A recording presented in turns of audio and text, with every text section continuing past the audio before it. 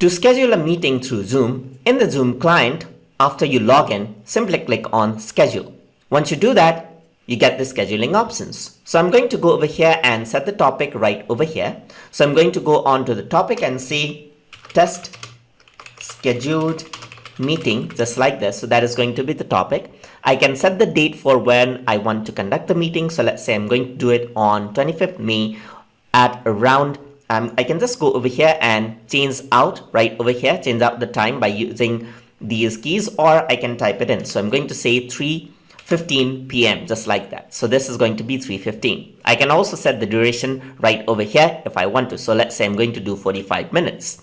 And once I do that, you can see that I'm using the basic plan, so it has a 40-minute time limit. So we got to be aware when setting the meetings, because if there's more than 3 participants on a basic plan, the time limit for any meeting is 40 minutes.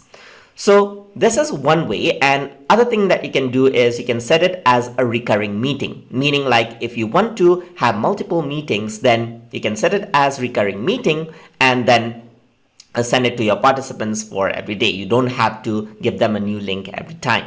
The other option you have is the time zone. So you can select the time zone of your choice. So let's say I want to choose Bangkok. Then you simply go over here and choose Bangkok time zone and it'll arrange accordingly. There's 2 options for the meeting ID. So you can generate a new meeting ID or use your personal meeting ID right over here. So in my case, I'm just going to use generate automatically. And you can set up a password right over here. It is required for the basic plan. So I'm just going to type in the password just like this, 1234 1234. It has to be much more stronger in real case, but anyways, I'm just going to set it right now for the example. So you can set the video host. So usually you want the videos to be on. So I'm just going to set the video on for the host and for the participants as well by default. And here I can set the calendar. So I can select Google Calendar, other calendars, or the Outlook calendar. In my case, for the example, I'm just going to set to other calendar to see what happens. On the advanced options, you can set further settings. So you can enable the waiting room, but to avoid any technical confusion, I usually like to turn this off so that everyone can join the meeting without having the host to invite everyone in. So I'm just going to enable join before host as well, so that even if the host is late, the participants can still join in. You can mute participants upon entry. So usually what happens is that once the people join in, their mics may be turned on, making it very, very difficult to hear. So usually you want the participants to mute.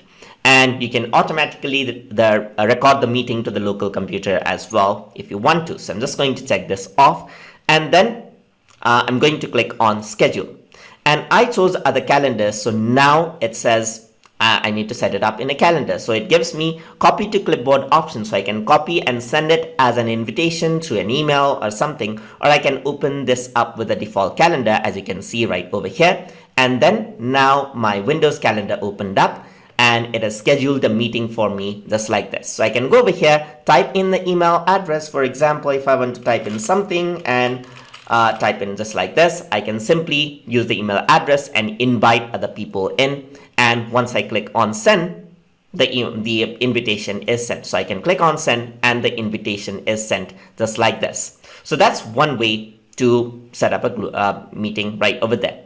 So now once you schedule the meeting, it is available under the meetings tab right over here. You can see that this is the scheduled meeting, and once you're ready to start the meeting, you simply come up here and click on start, or at the day of the meeting, it'll show up right over here as well. So I'm just going to go to the meeting right over here. I can still copy the information and send it to everyone else.